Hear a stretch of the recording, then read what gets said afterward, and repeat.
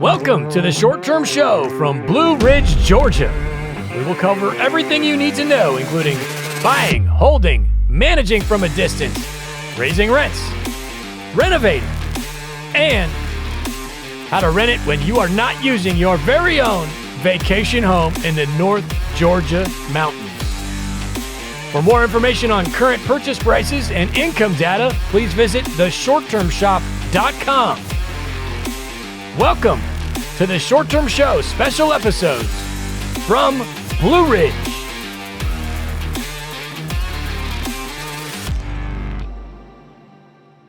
Here we are, Short Term Show from North Georgia. We're in the mountains today, and today we're going to talk about the contract process, which of course is going to be leaning heavily on Mr. Yak, who is a fantastic real estate agent in the market. And we do have a special guest today, which is a home inspector from the market as well, Bruce. We will get to him in just a little while.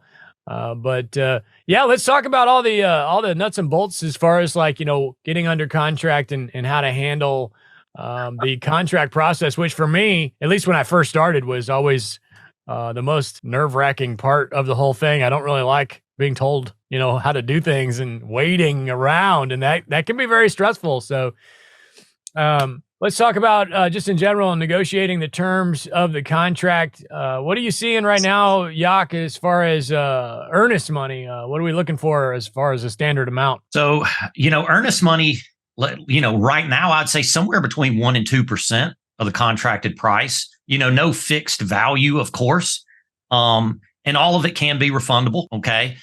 We don't have like option money or, other states have that. It's basically it is just your earnest money. And you can basically get 100% of that back if something, let's just say something goes awry in the contingencies and it's not necessarily your fault. You know what I mean?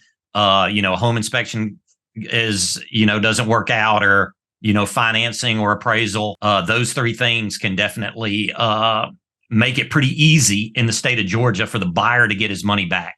So I would say in Georgia, the due diligence process is very powerful, or it's structured to where it's very buyer friendly on the front end of the contract for the buyer, and on the back end of the contract, it's powerful for the seller. Okay. So there's a big shift in power of who has all the leverage when you're under contract on something in Georgia. Well, let's just slide right into contingencies then. So what contingencies are common in your market?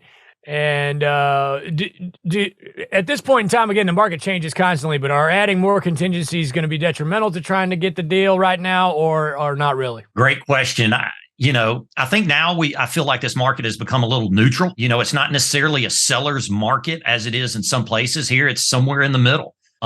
Because of that, the contingencies have a normal length. And the three contingencies, which all start from binding contract date, okay, they all start concurrently, is going to be your due diligence period. In the past, you were getting about 5 days. Now you can get 10 days, or you can get 7 to, a week, maybe even 2 weeks, maybe even 14 days of due diligence period. Okay. And during the due diligence period, it's exactly that. It's a time for the buyer to figure out what's wrong with the house. It's not necessarily up to the agent. Or either agent. It's not necessarily up to the seller. Okay. I recommend, we can't always take a seller's word for it. Right. And, I tell everybody, it's your time to figure out what's going on. Do you as a buyer, get these CC&Rs, the restrictions, have yourself. I'm sorry. Hold on. Slow down. Explain that to me like I'm 2 years old, 3 years old. What is a CCR? Oh, sorry. Get the Where I come from, covenants. CCR is a kick-ass band from California. I thought they're from Seattle. Are they from Seattle? I thought they're from Sacramento. I'm gonna need to Google that. I'm a huge fan, so I can't believe I don't know that. If I'm right, you owe me a Busch Light. Okay. No, they are CC&Rs are basically the covenants. The covenants and restrictions of a neighborhood. And I always tell everybody, if you have an attorney or somebody you trust to look through that, that is your opportunity as a buyer to go through those documents and make sure there aren't any hiccups, in the way for you to run your short-term rental business within that neighborhood. If you're into ghost, it is your time to conduct a seance in the basement to make sure it's not haunted. Whatever you think may be wrong with a property, the due diligence period is that time to do that. And I know I'm being kind of hyperbolic about, testing it for ghosts, but if you wanted to get it inspected for termites, that period is your time to do it. If you wanted to get it inspected for apparitions, it's that time for you to do it. If you want somebody to look at the roof, that is the period you do it, not after due diligence. And I want to stress here, Luke, and I probably should have said this in point number one, is I feel like, and you help manage a really large team, all of us at Short Term Shop, from all the way from, heck, we're now in Arizona to Florida, cover almost every state in between within the South, and then obviously some north of us as well. But in talking and hearing your conversations with other agents in other states, I can tell you that Georgia contracts, we live and die by the numbers and terms on that contract. Sellers here are always pretty shrewd. I hear people in Florida saying, we need to move this date. Do you mind if you give me a few more days here and this, that, and another? In Georgia, sellers are here. They're ready to kick your teeth in. They're ready to say, no, sir, where's your earnest money? Okay. So I want people to know nobody's mean here, but I want people to know that don't assume a bunch of flexibility when you go into contract here, because people here, we live and die by the numbers on that original contract, and don't assume people are going to give you leeway on things. So that's why I kind of stress to my clients, I like to have us ready. I want to have everything ready. I want to have my guy Bruce on the go if we've got a short contingency period, short due diligence period. I want to know your lender. I want to make sure that the other two contingencies will roll right into it. We've got financing and appraisal. Here in the state of Georgia, usually 21 days you'll get, but some states will give you 30. Here they're not going to do it.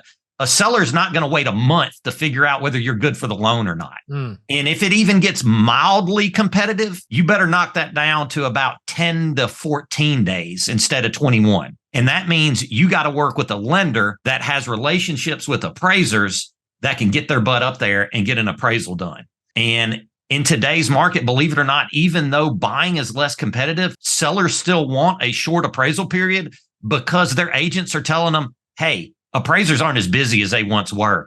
We need to know the appraisal in 10 days. Okay. Yeah. So what you're describing sounds to me about like how I would personally handle this process in any town. Like, don't play around. I mean, you get a certain period of time. You get a certain period of time, get your ducks in a row. And if you can't get it done in that period of time, then you don't need to be hanging around anyway. Right. So it's very much like that. It's a pressure cooker for about 2 weeks. And then we're kind of sitting on our hands. We get all the hard stuff done in probably 10 days. Tell me a CCR again. Anyway. What does CCR stand for again? Oh boy. Covenants, restrictions, and I can't remember the other something else. Okay. Now I did look it up. Neither one of us, I was closer than you. I was really close. Not Sacramento. It's actually a little teeny tiny town between San Francisco and Sacramento called El Cerrito, California, is where CCR. I thought they're from Seattle. CCR, the band that we all know and love. I'm actually a major, major fan, and I would have been heartbroken if I did not get that right, because I have invested quite a bit of time in that band in my life. But anyway, yes, they're definitely from the Northwest. Let's put it that way. Which is weird. That's why I'm keep going on this.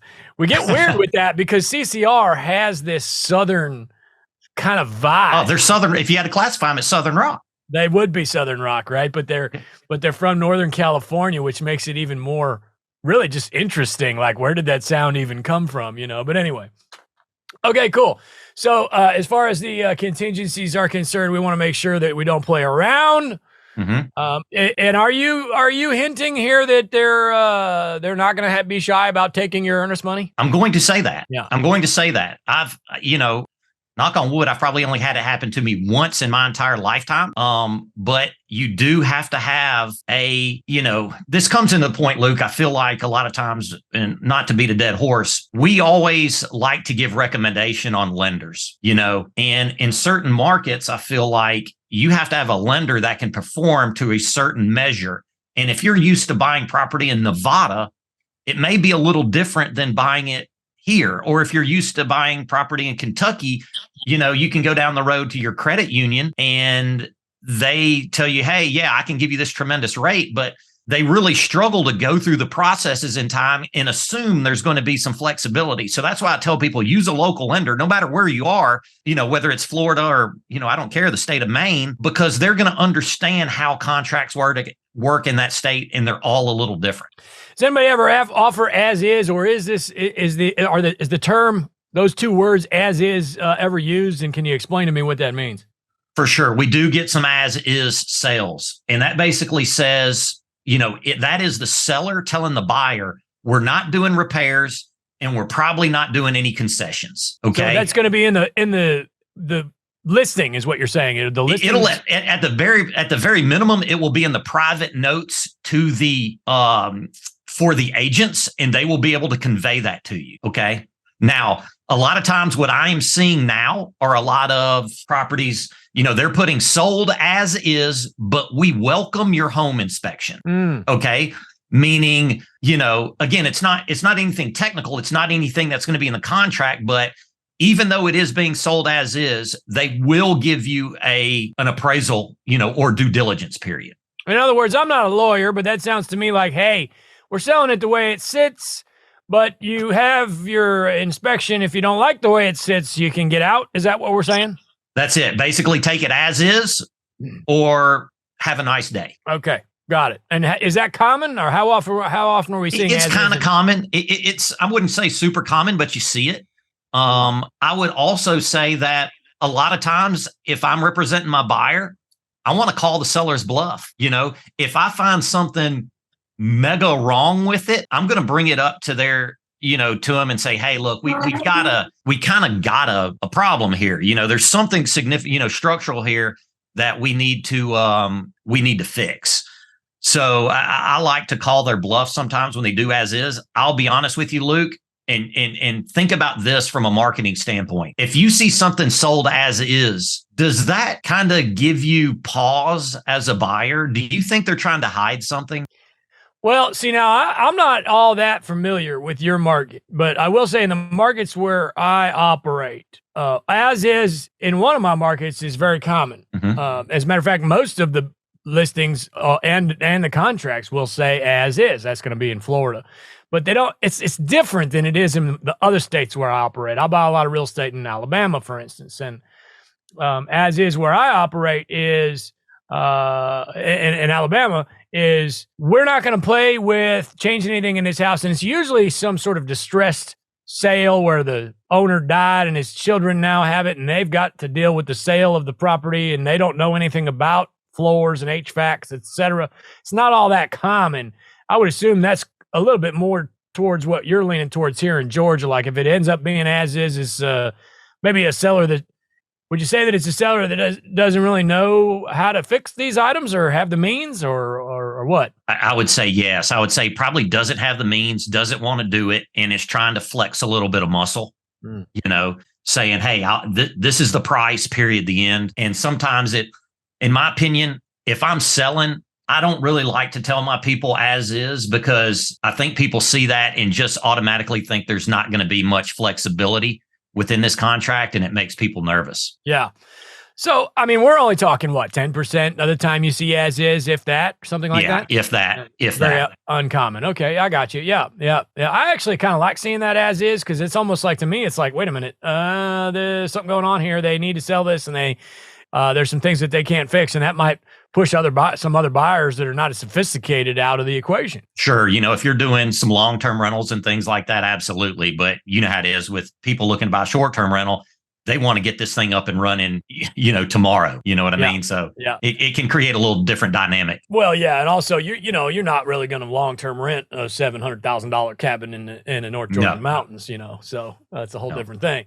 Okay, cool. Let's slide into furniture.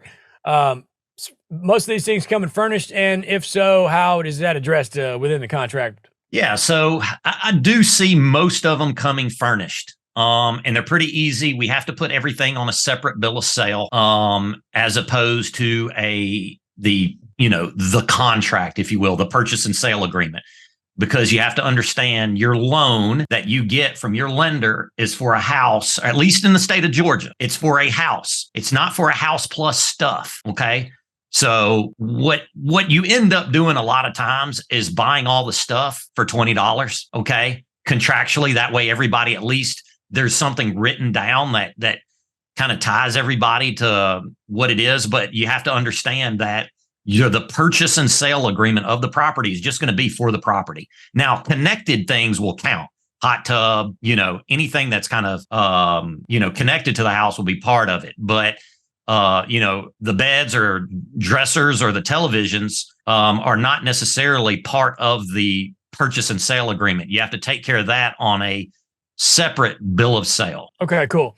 And in my experience, and let me add this: it's going to get appraised accordingly. It's going to get appraised without the value of the stuff. Mm-hmm. Okay, so that's critical to understand, because when prices were getting hot and heavy, everybody would have to stand back and say, okay, that's a $500,000 house and it's got $63,000 worth of stuff. Okay, so it's worth $563,000. And then there was these appraisal gaps. And then, then there were other people that wanted you to actually buy the furniture. And so it was a big mess. Today, it's not so much. But I tell people, you have to understand the value of the house is the value of the house. The appraised value of the house doesn't count the stuff. Explain that to me. What's the furniture look like usually? Is it going to be really nice stuff? Is it going to be tore up stuff? Usually pretty good. I tell people typically when they're buying a house that's going to come furnished, you're probably going to have to replace some soft goods. Okay. What's a soft good? Yeah, soft goods, carpets, rugs, potentially couches, anything that's kind of soft, nothing you can knock on. You know what I mean? Curtains, you may have some lacy, tobacco stained curtains. There's quilts, again, it could be mattresses, anything that could absorb a smell. I tell people, down the road, you may have to replace it. The couch may be able to ride with you for, 6 to 12 months, but, may not. So I tell everybody, we need to look at the soft goods, but typically the stuff is ready to go. Majority of the time I tell people within the pictures, or if I shoot you a video, whatever it may be, we're going to get 97% of what we see in the photography. Okay.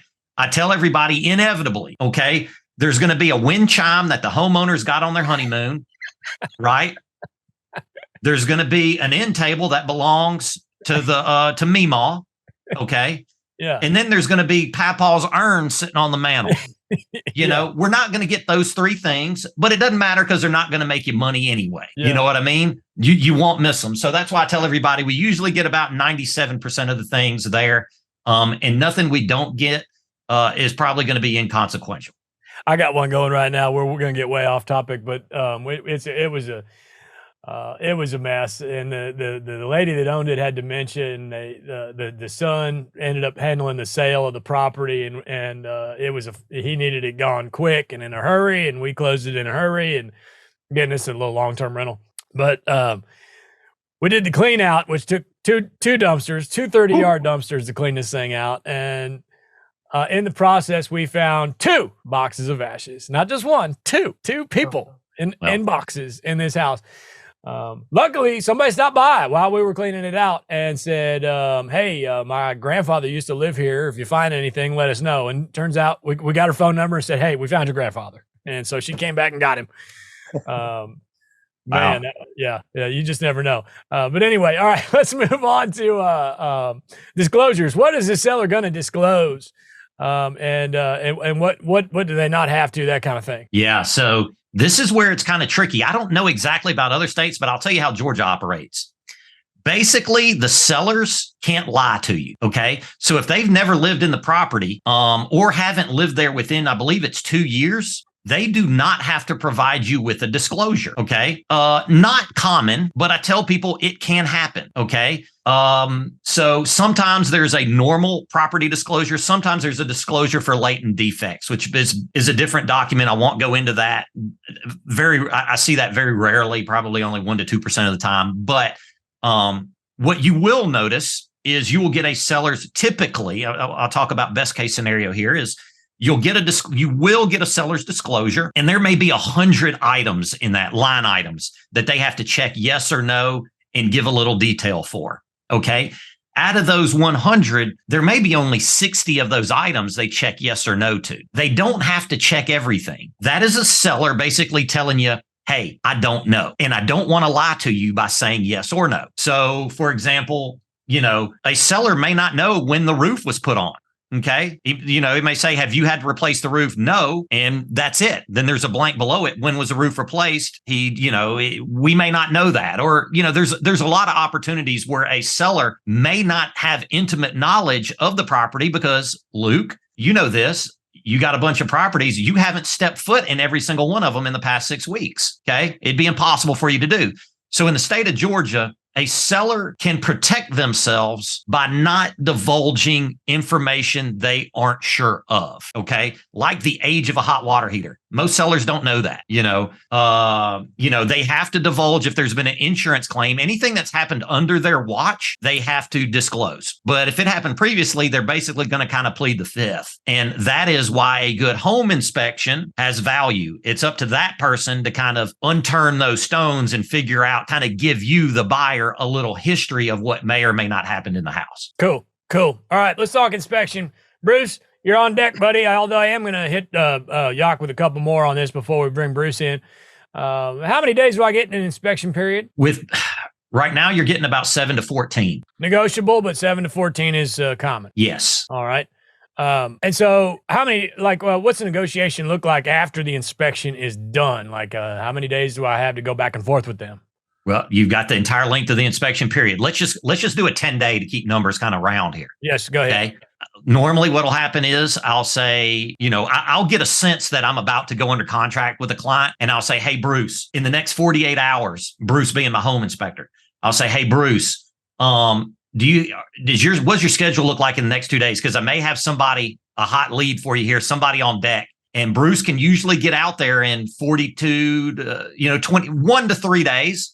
And he can usually return that report around in about 24 hours after that. And so now we've got, let's just say it took 3 days to get out there. Then it took a 4th day for you to get the inspection report back. Now we got 6 days to negotiate this deal down. Okay. Let's just say we find something wrong. Bruce, let's go back to our last one, or one we typically find is there's a couple rotted handrails on the deck. Okay. And there may be a support on the deck or some boards that need to get replaced.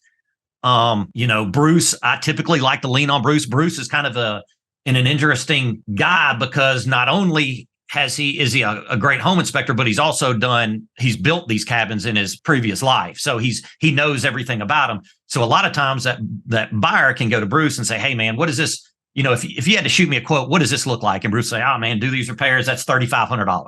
And now we got a lead. Now I know I can go back to the sellers, okay, and say, hey, look, we had this inspection done. We found these issues with the deck. This is about $3,500 worth of stuff here. We would either like you to repair it or give us $3,500 in concessions, and that's it. Now, typically, sometimes they repair it. Sometimes they give us all the money. Sometimes they tell us to go kick rocks. Most likely what we do is meet in the middle, to be honest with you. I don't know where the middle is, Luke, to be honest with you. Luke doesn't mean if it's $3,500 that it's at $1,750. Middle may be $1,000. It may be $2,500. We just don't know where exactly the middle is going to be between the two. We don't know if it's San Francisco or Sacramento or Seattle, but it's somewhere. We don't. No clue. Somewhere in between. El Cerrito, it turns out. There you go. Yeah. Okay, cool. All right, Bruce. Well, come on in, buddy, and explain to me. Let's paint me a picture here. I'm a first-time, investment home buyer, second home buyer. I'm, kind of nervous, scared. What does this process generally look like, and what kind of documentation do I get from you and all that? Usually, the homeowner will call me. The realtors usually give them 2 or 3 options. And most of them, the ones that call me, I'll talk to them on the phone, explain to them that I'm going to set it to give me the address of the home. And then I'll pull up the information on the home, get back with them, because a lot of them want to know price.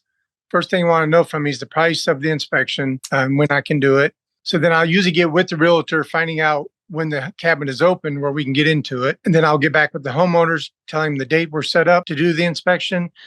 And I notify them when I'm at the inspection and before I leave in case they have questions. I always notify them also. And a lot of times they'll meet me there. I like to walk through everything with them at the end of the inspection So I walk through the house with them, go over everything, try to help them feel at ease, because when you see a report, all you're seeing is all the bad things on the home. And many of the homes have a lot of good qualities that you don't notice. You're getting 20% here where you have an 80% of a really good home, but it scares a lot of buyers when they see the reports, because all you're reading is bad stuff on there. All right. Well, I'll go ahead and ask you, what would you say is a good, and again, at the time of this recording, which was Christmas time, 23, 24, end of 23, early 24, what is a price of a home inspection based on? I mean, a broad range is totally fine. 350 to 450. And is that based on square footage or? Yeah, I'm pretty much the size of the house, and some of them will have extra apartments, or I do a lot of lake property, so they have a lot of docks, things like that also. And I'm probably underpriced from what a lot of them are. I know in the cities are a little higher, but a pretty good range, probably $400, $450. What would you say comes up on a regular basis in this in your market that might kind of scare your client that is not really that big a deal? Things that aren't that big a deal is usually small things on the deck, usually your handrails, spindles, things like that they'll have problems with. A few broke boards may be rotted from wherever something's sitting on the deck. A lot of times it'll compromise the board itself. The roofing, you always have little problems in the corners of the roofs and stuff like that, and the soffits. Those are the major things to look for. Inside, would you call them major? Would you call them major, or they're just things to look for that are pretty easily fixed, right? Yeah, most of them are pretty easily fixed. I mean, if you know what you're doing, they're really not big deal at all. But those are the things I like to look at first. The roof and the foundations, of course, are most important. A lot of people will worry over little things in the home that really aren't that much, painting or trim work. Of course, your water heaters, things like that, you want to check, like you're talking about earlier. I always like to check the age on them, make sure there's no leaks on them, stuff like that, which is all easy repairs. When you're buying a home, $500,000-$600,000, I mean, you're talking about a few repairs. Most on average run $2,500 to $3,500, including decks, and unless they have a roof that needs replacing, that pretty much covers all the repairs. Okay.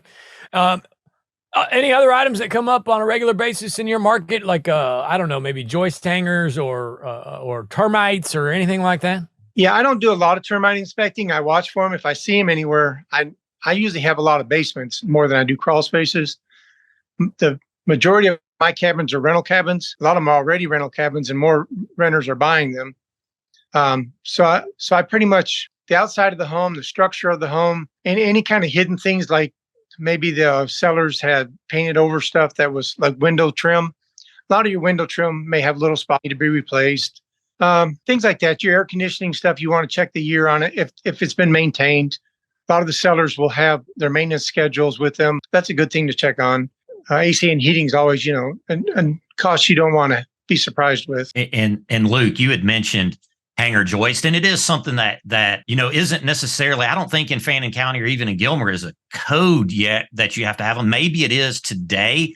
So not every deck has hanger joist underneath joist them. Joist hangers. I'm sorry. Joist hangers. Doesn't have joist hangers, underneath it. A lot of times it's just like a 1x1 or something, not always the best solution, but a lot of times it's a very workable deck. So, some people may leave a market and, something falls out of contract because it doesn't have joist hangers. Well, here, I would say probably only 50% of the properties do. I mean, it's probably may not even be that high, depending on the age of the home. One thing I do, and Bruce backed me up on this, I do see a lot of is, you had mentioned it, can be a little bit of rotted corners around a windowsill, just where, water tends to pool. And also some rotted boards around a chimney, around the chimney where you have smaller boards. And just with the geometry of a chimney, a lot of times it can kind of hold water, and where maybe water sheds off a chimney and then flashing, sometimes the flashing around a roof, metal roof, or even composite roof may not be great. And neither of those are, it sounds scary, but it's really not, is it, Bruce? No. And most of that's just from caulking.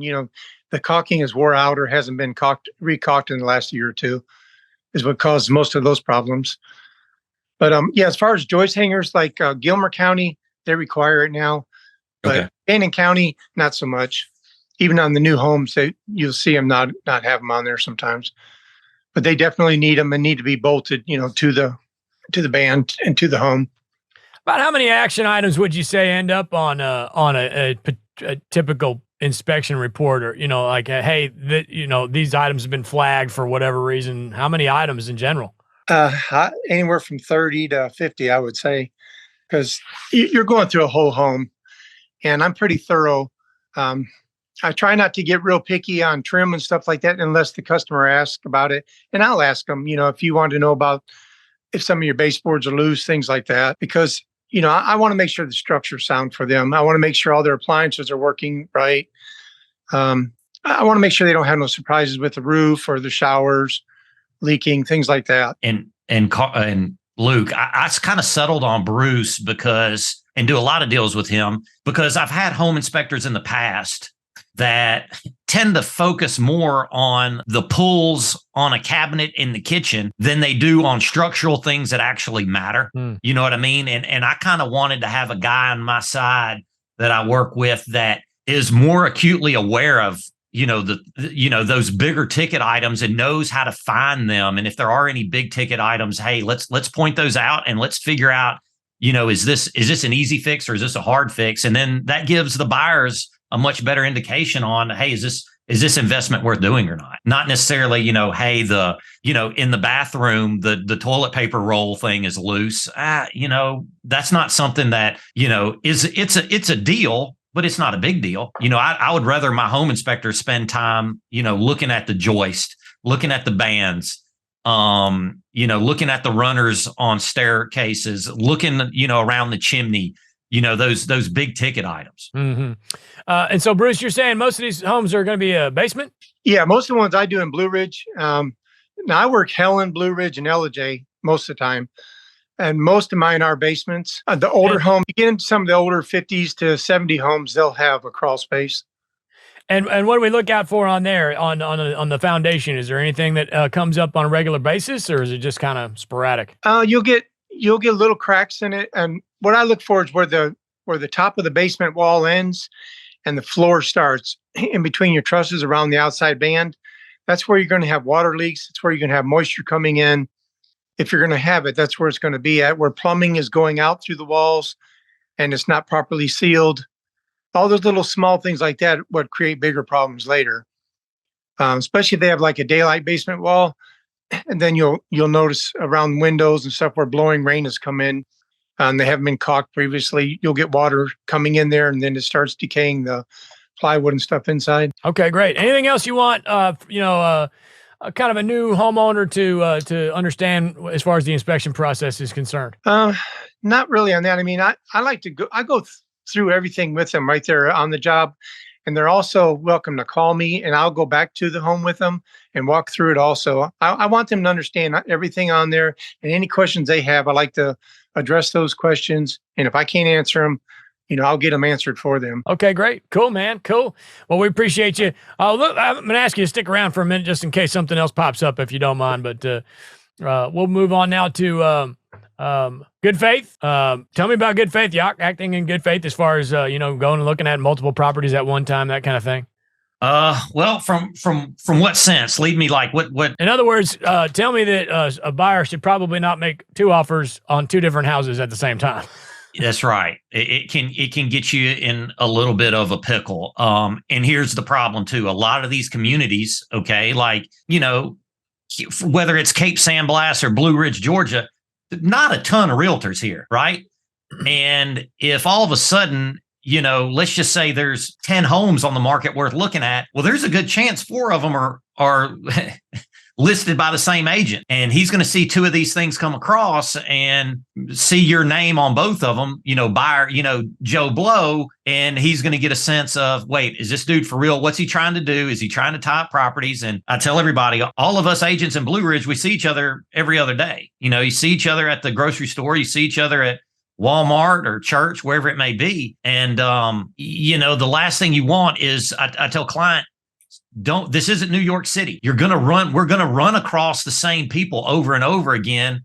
We're going to be working with a lot of the same agents. Don't try to blanket bid on 4 houses, tie up 4 houses and then buy one of them. You can kind of blackball, maybe a little too strong of a word, but people will catch on real quick.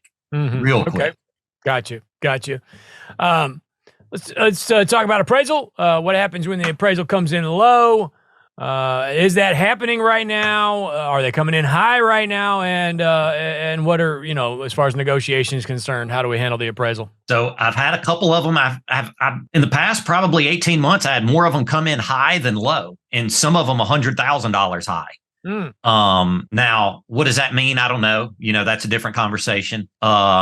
But usually what it means, let's just say we got a $500,000 house and the appraisal comes back at, 490. What do we do here? Sometimes, you really got three options. Your first one is just walk away. Okay. You always have that option. The house doesn't appraise, your appraisal contingency protects you from that. Okay. Assuming you get your appraisal report back within the contingency period, right? We talked about that. You may have about 21 days to do that. So make sure your lender can actually get you that appraisal within that time. But let's just say the appraisal comes in $10,000 low. What are your options? You really have three. One of them is to walk. One of them is for the seller to sell it to you at the appraised price. Or the third option is you kind of meet in the middle, but know you're going to fill that gap with cash.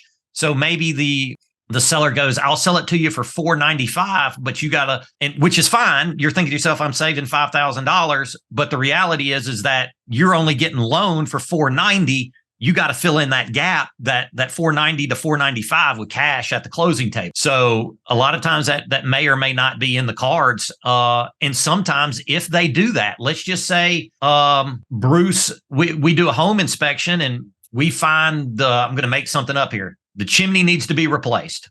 Okay. Never had that happen, but I'm making it up. And we're able to get $10,000 in sellers paid concessions for the buyer. Okay. We negotiated $10,000 in concession because of that issue. Now it appraises low. Okay. Instead of 500, it appraises at 590. The seller may say, yeah, I'll sell it to you at 490, but you're not getting your $10,000 in concession because I want my net to be the same. All right. So I know I went through some math and some words there pretty quickly, but again, there's a negotiation period with the appraisal if it comes back, quote unquote, bad. And don't assume, I know a lot of buyers think that it's a get out of jail free card. It is not. There's going to be a lot of sellers that are not willing to negotiate that appraisal. And you just paid, $400 to $500 for a home inspection. You just paid $500 to $700 for a appraisal. Okay. You're out $1,200 because you assume the seller would sell you the house for appraised value. Sometimes it doesn't work that way. Got it. Love it.